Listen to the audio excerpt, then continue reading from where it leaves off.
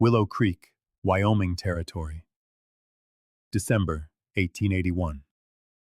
The wind howled down Main Street like a wounded beast, whipping snow against the shuttered windows and crooked storefronts of the small town. Behind frosted glass, lanterns cast trembling pools of light onto the frozen ground. In the alley beside McAllister's saloon, Anna Harlow pressed herself against the cold brick, arms wrapped tight around her ribs. Her lips were cracked, her fingers numb, the thin shawl a useless gesture against a chill that had sunk deep into her bones. 3 days without food, 4 nights sleeping in the corners of stables and under porches. The rich, warm scent of beef stew drifting from the saloon was a taunt that made her stomach clench. She clenched her jaw, willing the hunger away. The saloon doors burst open in a gust of warmth and raucous laughter. 2 men stumbled out, their breath steaming in the frigid air. One of them paused, squinting into the alley. "Well now, look what the wind blew in." Amos Kane's voice was thick with drink and cruelty. He crunched toward her through the snow. A little bird, all alone in the cold? Anna shrank back, the bricks scraping her spine. "Leave me be." He grinned, showing yellowed teeth. "That ain't friendly. I've got a room upstairs. Warm fire, soft bed. You come up with me, and I'll see you get a hot supper." "I said no," she whispered, her voice trembling. "You sure about that?" Amos's eyes narrowed, mean and sharp. "You've got nowhere else to go. Don't pretend you're better than you are. I've heard about you." He reached for her. "Don't be stupid. It's a fair trade. A warm room for a bit of company." The lady said no. The voice cut through the snow like a blade. Deep, steady, calm. From the shadows stepped a man, tall and broad-shouldered, a wide-brimmed hat dusted with snow. The scar that ran down his left cheek caught the lamplight, a pale line against sun-darkened skin. His eyes were a steely, unwavering gray. Amos turned. "This isn't your business, stranger." "It is now." The man's voice never rose, but it didn't have to. Amos puffed out his chest. "You don't know who she is. I know she's cold, hungry, and being bothered by a man who can't take no for an answer. You calling me a liar?" "I'm saying you should walk away." A tense moment passed. Amos's hand hovered near his pistol, then he sneered and spat into the snow. "She ain't worth the trouble." He stumbled back toward the saloon, muttering. Anna sagged against the wall, her legs threatening to give way.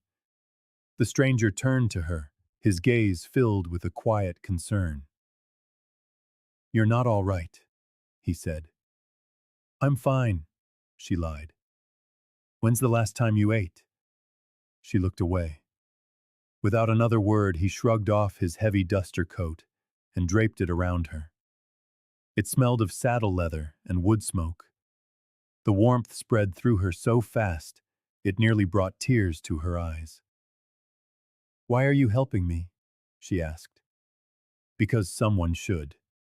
He held out a gloved hand. "My name is Jacob Thornton. I own a ranch outside of town." "Anna Harlow." "I know, I've heard the talk. But I prefer to judge people for myself. I've seen you trying to find honest work, and I've seen you turn away men like him. What's your point?" "My point is I need a housekeeper, someone to cook and clean. It isn't fancy, but it's honest work. Room, board, and wages." She stared at him, suspicious. "What's the catch?" "No catch, just work, and maybe a chance to start over." Snow fell silently between them. Anna clutched the heavy coat tighter. "You trust strangers that easily?" "Not usually," Jacob replied. But you don't seem the type to lie about needing help. Are you hungry? Yes, she whispered. Then let's get you fed. He guided her toward a wagon parked down the street. She hesitated for only a moment before climbing aboard. As he snapped the reins and they rolled out into the storm, Anna glanced back one last time at the dim light of the saloon. She had been trading her pride for survival, but for the first time, she wondered if she might be trading it for something more. The snow thickened, muffling the world, as Anna sat beside Jacob Thornton on the narrow wagon bench. The silence stretched between them, thick as the falling drifts. She glanced at his profile, his jaw set, his grip on the reins firm. He hadn't spoken since they left town. "How far is your ranch?" she finally asked. 2 hours in good weather, longer tonight. She rubbed her stiff fingers together. "Do you live alone?" "For a while now." "No wife?" "No." His answers were short, but not unkind. Still, she couldn't let go of her suspicion. "What kind of work do you need?" "Cooking, cleaning, keeping the place from falling down." "Is that all?" "That's all." She studied him. There was no hunger in his gaze, no slick charm, just a quiet steadiness that unsettled her more than cruelty ever had. "You said the ranch is big?" "Big enough. My grandfather started it. My father built it up. I'm just trying to hold on to it." They crested a ridge and the land opened up to reveal a 2-story house with a slanted porch, a leaning barn, and several snow-covered outbuildings. Smoke curled from the chimney. "That's it," Jacob said. "Needs work, but it's solid." He pulled the wagon up to the porch and jumped down. When he helped her off, his touch was warm and steady. She flinched instinctively, but he immediately stepped back, giving her space. Inside, the house was cold and dusty, but it wasn't empty. Worn furniture, boots by the door, a neatly folded quilt on a chair. It was a place that was lived in. "Your room is upstairs, second door on the right." She climbed the stairs slowly. The room was small but clean, with a single bed, a wooden chest, and a window that faced the mountains. A handmade quilt in soft, faded colors covered the bed. Anna sat on the edge, running her fingers over the stitching. It had been so long since she'd had a room with a door she could close. Downstairs, she heard the crackle of a new fire. The scent of coffee followed. When she came down, Jacob handed her a mug and slid a plate across the table. Bread, butter, and cold ham. Her hands trembled as she took the mug, its warmth almost painful. "You didn't have to do this," she said. "Maybe not, but I wanted to." After they had eaten in a comfortable silence, Jacob leaned back. "I should tell you. Folks in town will talk about you being here." Anna tensed. "I figured. They'll whisper that you're trading favors for shelter." She swallowed hard. "They already do." He met her eyes. "Whatever they say doesn't change a thing in this house. This is your home now, for as long as you want it." The word, home, landed in her chest with the weight of a forgotten prayer. "You don't know what I've done," she murmured. "What might follow me here?" Jacob's voice was quiet but firm. "I don't need to. I know I saw a woman in need of help, and when I offered it, she said yes. That's enough for me." Outside, the wind howled against the eaves, but inside, for the first time in a very long time, Anna felt something stir deep within her. It felt a little like hope. Life on the Thornton ranch settled into a quiet rhythm. Each morning, Anna rose before the sun to light the kitchen stove. She swept floors, washed dishes, and made simple meals. On the third morning, while frying bacon, the pan hissed and spat. Her sleeve caught the edge of the stove and burst into flame. She screamed, stumbling back as the kitchen door slammed open. Jacob rushed in, grabbed a water bucket, and doused her arm. The flames sputtered out, leaving her soaked and trembling. I... I'm so sorry, she whispered, her breath catching. I can't even cook a simple breakfast. Jacob knelt beside her, his voice low. You're learning. This stove is temperamental. It just takes time. He handed her a dry towel. There was no anger in his voice, no judgment.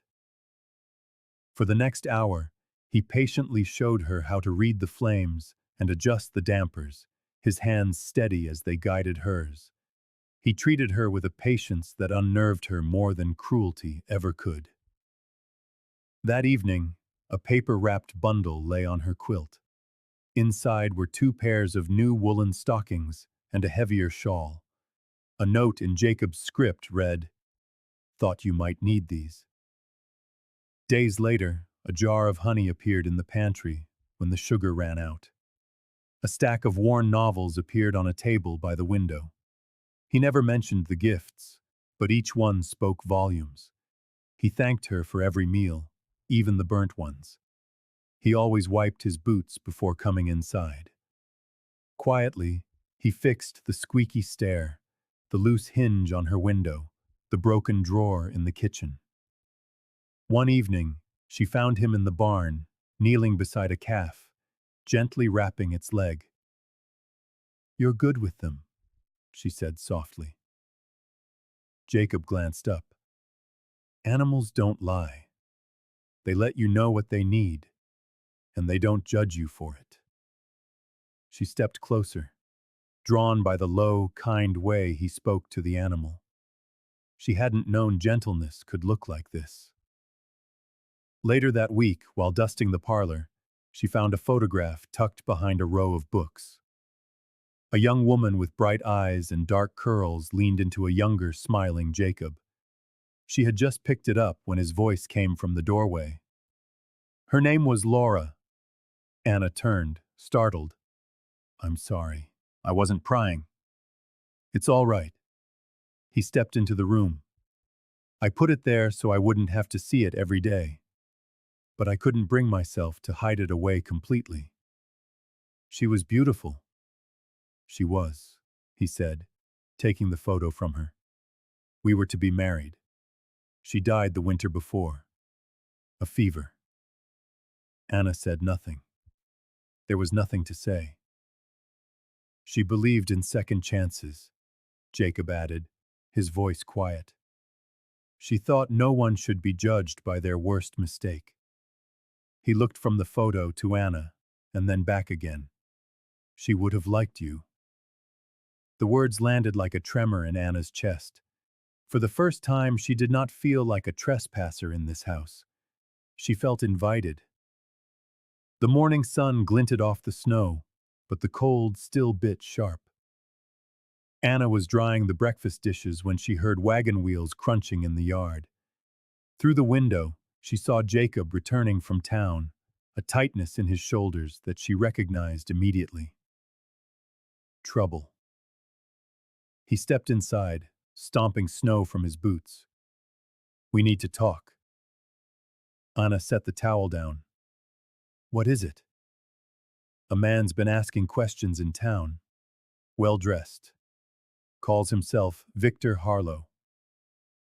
Her breath caught in her throat. The name was a knife in her gut. "He said he's your brother." She turned away, gripping the edge of the sink. "He's found me." "He didn't sound like a concerned relative," Jacob said. "Bill at the general store said he was asking if anyone had seen you. Said there was family business to resolve." "He isn't here because he misses me," she said, her voice flat. "Victor only does things that serve himself." "What does he want?" to silence me. She took a breath and turned to face him. 3 years ago, Victor was courting a girl named Emily. She was only 17. Sweet, trusting. One night he hurt her. Her family left town the next day. No explanation given, but I saw the bruises on her arms. I knew what he'd done. Her voice grew quiet. I told our father, but Victor had already twisted the story.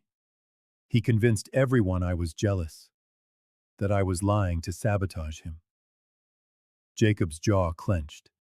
Victor knows that if I tell the right people what I saw, his reputation would be ruined. He's not here to take me home. He's here to make sure I never talk again. Jacob nodded slowly. Then he'll find me standing in his way. I don't want you caught in this, Anna pleaded. I already am. They were still standing in the kitchen when the sound of a lone horse broke the quiet. Anna looked out the window. A rider approached, his posture too perfect, his coat too clean for a common traveler. Even from a distance, she recognized him. Victor. He dismounted, tying his reins to the porch rail with a practiced motion. He looked up at the house with a smug expression. Jacob moved toward the door, but Anna stopped him. Let me. I'll be right behind you, he said. They stepped onto the porch together. Victor smiled. Well, well, there you are, little sister. You've certainly made yourself at home. Victor, I must say I expected something far less civilized. He gestured to the ranch. This is almost respectable. What do you want? To bring you home, of course, Jacob, he said, his voice dripping with false concern. Father has been beside himself with worry. Father disowned me. Or have you forgotten? Victor's smile tightened. He's willing to reconsider once you've made amends. I'm not going anywhere with you. Victor's gaze flicked to Jacob. And I suppose this rancher has something to do with your newfound defiance. Jacob stepped forward slightly. She makes her own choices. Victor's expression hardened. And you believe her, do you? This poor, wronged girl? Ask her what she was running from in Laramie. Ask her about the scandal with Jonathan Webb. Anna's stomach turned to ice. That isn't your story to tell. Oh, but it is, Victor said smoothly. You see? It's your word against mine, dear sister. And your word is already tainted. How long until this man realizes what you really are? Jacob's voice was calm, but edged with steel. She owes you nothing. You aren't welcome here. Be careful, Thornton, Victor warned. I always finish what I start. Then start walking, Jacob said. Victor held Anna's gaze for a long moment, a dangerous glint in his eyes. This isn't over. He mounted his horse and rode away, the sound of the hooves swallowed by the wind. Anna stood frozen on the porch, her heart pounding. He won't stop, she whispered. Jacob placed a steady hand on her back. Neither will we. The wind had stilled, but the cold cut sharper than ever. Victor Harlow returned the next day, his polished boots crunching in the snow. He was flanked by two grim-faced men who waited by the gate. He radiated a confidence that was an assault in itself. In one gloved hand, he held a folded paper. Anna and Jacob stepped out onto the porch to meet him. Victor raised the document. Anna Harlow, by the authority of Sheriff Latham, you are under arrest for the theft of $200 from your father's business. Jacob's voice was flat. Let me see the warrant. Victor offered a smug smile. This is a family matter, Thornton. Stay out of it. Jacob didn't move. The warrant, Victor slid the paper back into his coat. The sheriff can explain it to you after she's in custody. I didn't steal anything, Anna said, her voice shaking. Victor spread his hands in a gesture of mock sympathy. You vanished the same night the money did. People will draw their own conclusions. That's a lie, Anna said, finding her voice. You forged that document. I don't need to forge anything, Victor said, his voice laced with ice. People only need a reason to doubt you. A name, perhaps. Like Samuel Reed. A cold dread washed over Anna. Victor turned his venomous gaze on Jacob. Has she told you about him? The gentleman who took such an interest in her, back when she was only 17. That's enough, Anna snapped, her voice cracking like a whip. She took his money, Victor pressed on, enjoying her discomfort. His meals, his clothes, all his little gifts, right up until she refused to give him what he wanted most. Jacob's eyes found hers, searching. I was 17, she whispered, the words barely audible. I thought he cared. Victor's cruel smirk widened. But she took the money, didn't she? Just like she took father's. It's a pattern, you see. Leave, Jacob said, his voice a low growl as he stepped between them. But Victor moved like a viper. In the space of a heartbeat, steel glinted in his hand. A pistol aimed directly at Anna's heart. She's coming with me, he growled. In the wagon, or in a box. Time seemed to warp and stretch. Jacob lunged, a primal roar tearing from his throat, and slammed into Victor. They hit the ground in a tangle of limbs, the pistol skittering away into the deep snow. It was a brutal, desperate struggle. Fists flew, curses were spat into the cold air. Then, with a grunt, Victor wrenched a blade from his boot. The steel flashed. Jacob cried out, a sharp gasp of pain as the knife sliced across his arm. A dark stain of crimson blossomed on his sleeve. Stop! Anna's scream tore through the frozen air. She scrambled for the pistol, her fingers closing around the cold metal. She rose, the weapon trembling in her grasp. Victor, let him go! The knife's edge rested against the pulse in Jacob's throat. Do it! Anna shrieked, her voice raw with terror and resolve. I swear to God, I'll shoot! Victor froze, his chest heaving, his eyes wild. You don't have the nerve. Try me. Anna's voice was dangerously low. Make one more move, and I will end this right now. The hesitation was all Jacob needed. He shoved Victor with all his strength, and they rolled apart, leaving streaks of red on the pristine white snow. Victor staggered to his feet, panting, his face a mask of pure fury. This changes nothing, he hissed. Anna's aim held steady. I know everything you've done. The missing funds from the store, the contracts you forged, the land you stole, all in Father's name. The color drained from Victor's face. You're bluffing. I watched you, she said, her voice gaining strength. I remember every crooked deal, every secret you thought no one saw. He glanced toward his men at the gate, then back at her, regaining a sliver of his arrogance. No one will believe you. You're just a runaway with a ruined name. I believe her, Jacob said.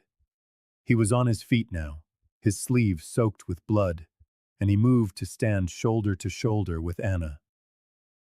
She was a child. His voice rang with conviction. Someone took advantage of her trust. That doesn't make her a criminal. It makes her a victim. And you, he locked eyes with Victor, don't get to define who she is. At his words, the last tremor in Anna's hands vanished. Something inside her, something broken, clicked firmly into place. "Leave," she said, her voice the cold, hard steel of the gun she held. Victor hesitated. "If you ever come near me again," she warned, "I will tell everyone, and I won't be alone." Victor's lips curled into a sneer. "You'll regret this." "No," Anna replied, her voice steady. "Not anymore." He took a deliberate step back, contemptuously brushing the snow from his coat. He turned, and without another word, swung himself onto his horse. He spurred the animal into the trees, his men following like shadows behind him. Anna slowly lowered the pistol, a ragged breath escaping her lips. Jacob watched her. "You're shaking. You're bleeding," she shot back. A faint grin touched his lips. "You should see the other guy." A sound bubbled up from Anna's chest. A laugh, raw and shaky, but real. And for the first time in a long, long time, she felt tall. Not because of the weapon in her hand, but because someone was standing beside her, believing she was worth defending. The snow had begun to melt around the edges of the Thornton ranch, but inside the air felt heavier than any winter storm. A knock came just after sunrise. Jacob stepped onto the porch to retrieve the telegram. As his eyes scanned the yellow paper, a shadow passed over his face. From her place by the stove, Anna felt a familiar dread coil in the pit of her stomach. "What is it?" He handed her the paper. "From the sheriff's office in Cheyenne." Her eyes flew across the words, and the warmth drained from her face. Victor had filed formal charges. He was now claiming she had stolen $500, more than double the original sum. 3 witnesses, the telegram stated, had signed sworn affidavits claiming they saw her take the money. Anna sank onto a chair. "He's escalating. He knows I won't run, so he's trying to bury me under the weight of his lies." Jacob crouched beside her. "He's bluffing." "No," she whispered, shaking her head. "He's building a noose with forged rope and daring me to prove it's not real. And people will believe him. We'll fight it." "With what?" "Victor has money, lawyers, connections. I have a past people whisper about, and a brother who wants me to disappear." "You have me," Jacob said simply. She shook her head. "I can't let you destroy your life for this. If he drags you into it, he'll ruin you too." Jacob stood, taking her hands in his. He met her gaze, his own unwavering. "I love you." The words were not a plea, but a statement, quiet, clear, and absolute. "I didn't expect it," he continued, a faint, almost sad smile on his lips. "I didn't even want it. But it's the truth. I love you, Anna Harlow." Tears stung her eyes. "You can't." He smiled faintly. "Too late for that." She looked away. "If you knew everything about me, everything I've done to survive, you wouldn't say that." "I know enough," he said softly. "I know you're brave, and I know you're kind. I know you cook better than I do, even when the stove fights you. And I know that this house wasn't a home until the day you walked through that door." A sob caught in her throat. For a single fragile moment, she allowed herself to believe it, that she could be truly seen and still be loved. The moment shattered with the sudden pounding of hooves and the crunch of boots on snow. Jacob moved quickly to the porch. Sheriff Latham stood there, flanked by 2 deputies. Their faces were grim, their eyes shadowed by the brims of their hats. The sheriff held a folded paper in one hand. "Ms. Harlow." His voice was gruff, but not unkind.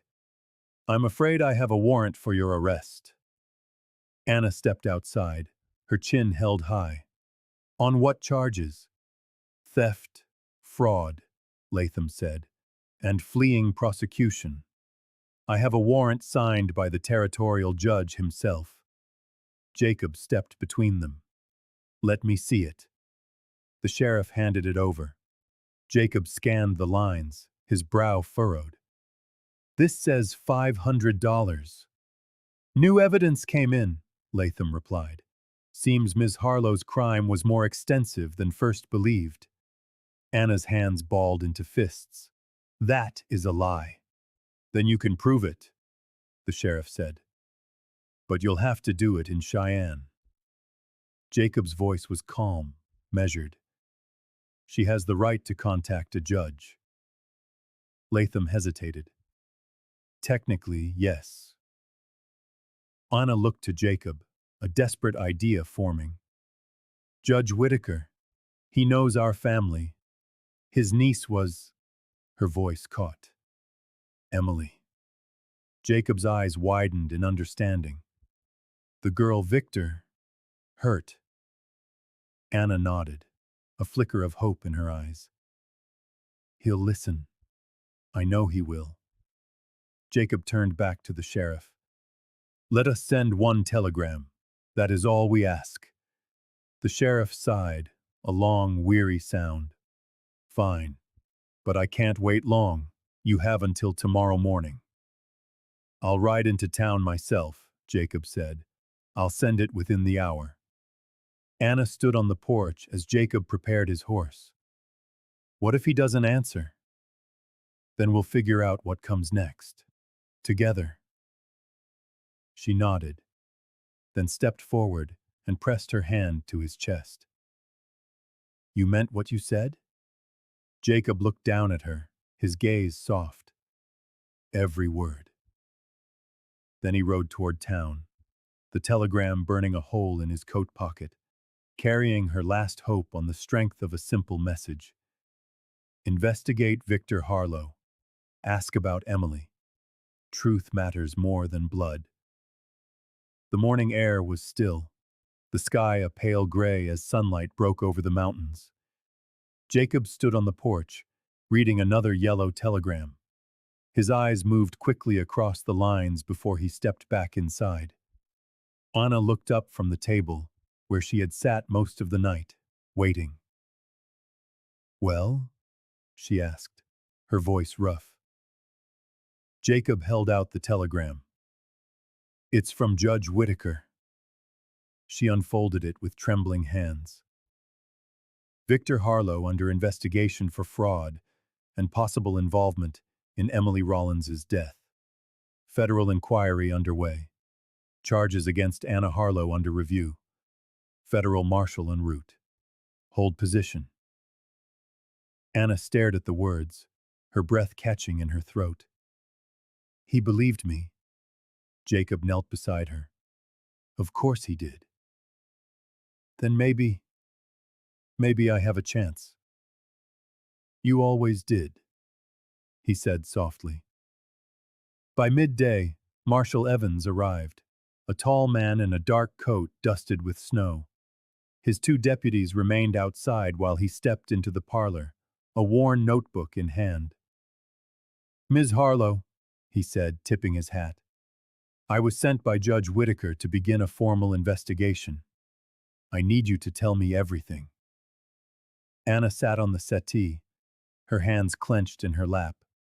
Jacob sat beside her, silently offering his hand. She took it, his warmth a steady anchor.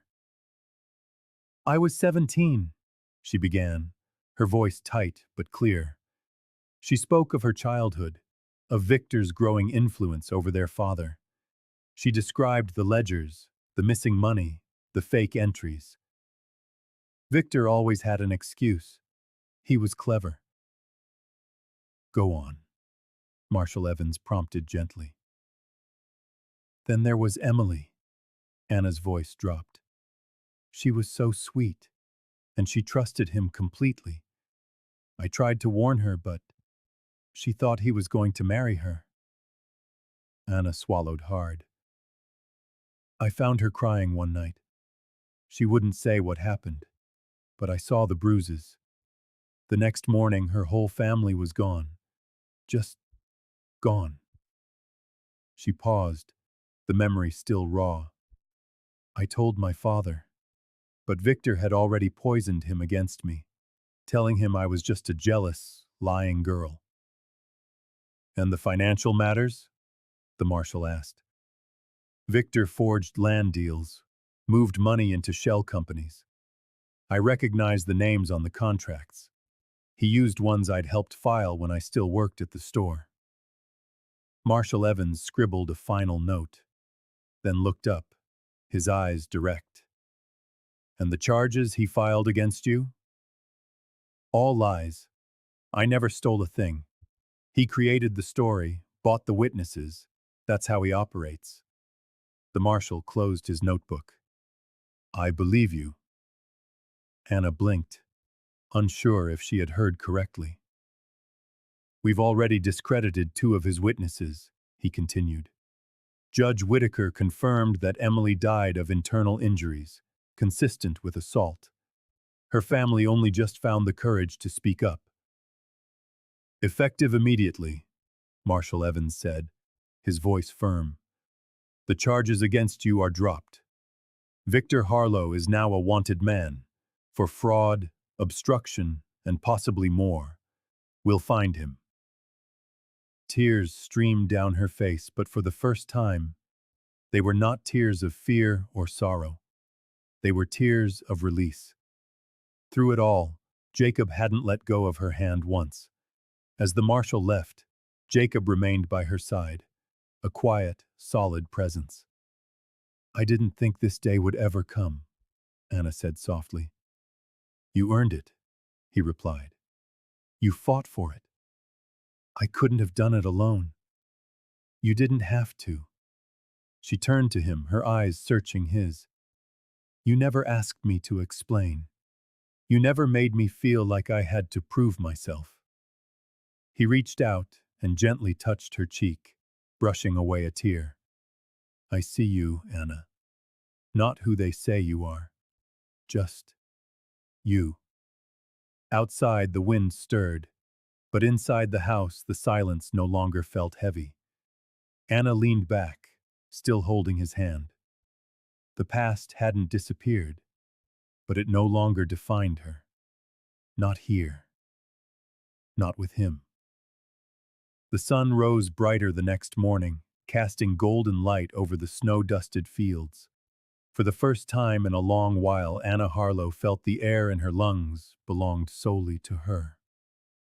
Jacob stood on the porch, a cup of coffee in hand, his injured arm bound beneath his coat.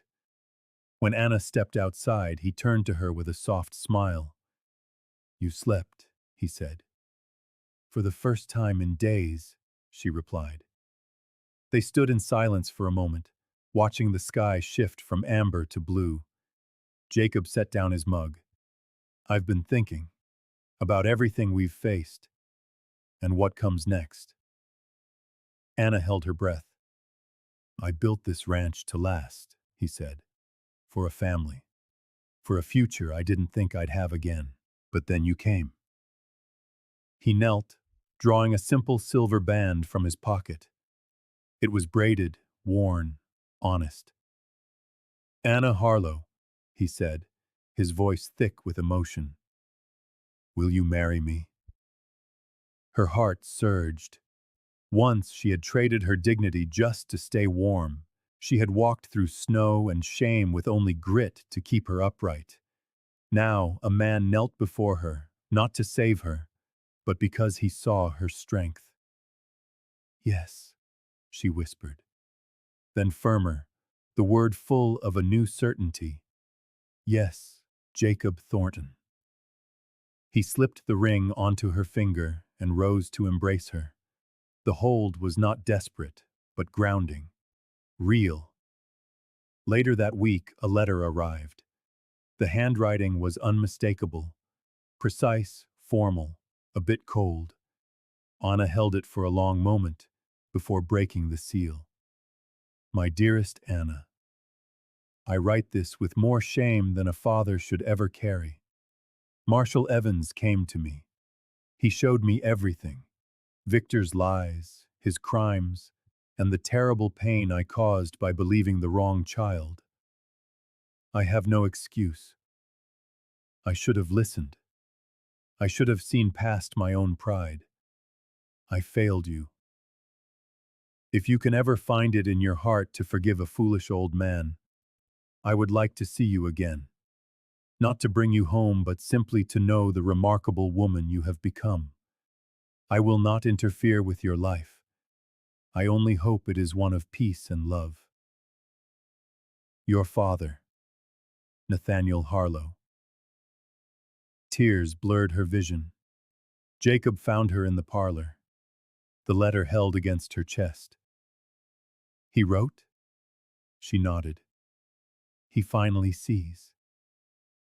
Jacob took the letter, read it quietly, and then placed it gently on the mantel, beside the photograph of his late wife.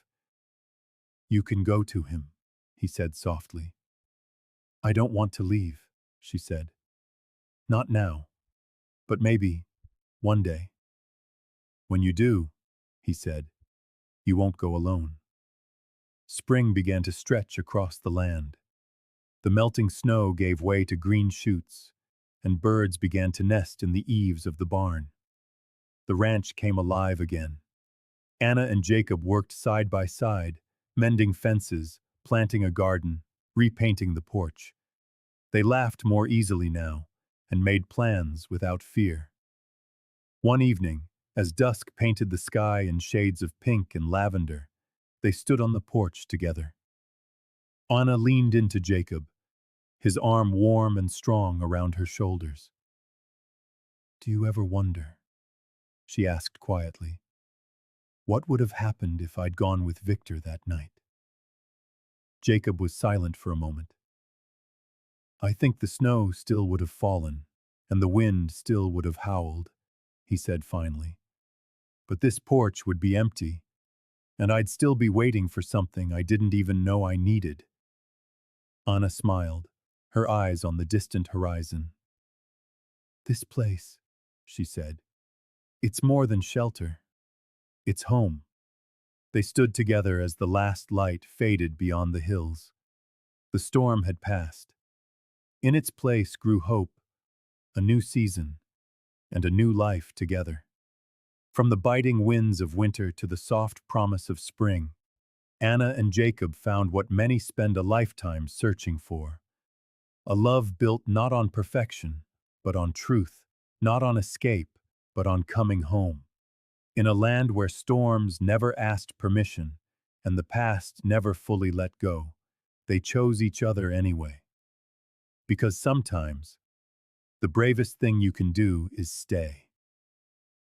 If this story moved you, be sure to subscribe to Wild West Love Stories. Every week, we bring you timeless tales of love, loss, and redemption from the untamed heart of the American frontier. Hit the notification bell so you never miss a new story of courage and love from the heart of the frontier.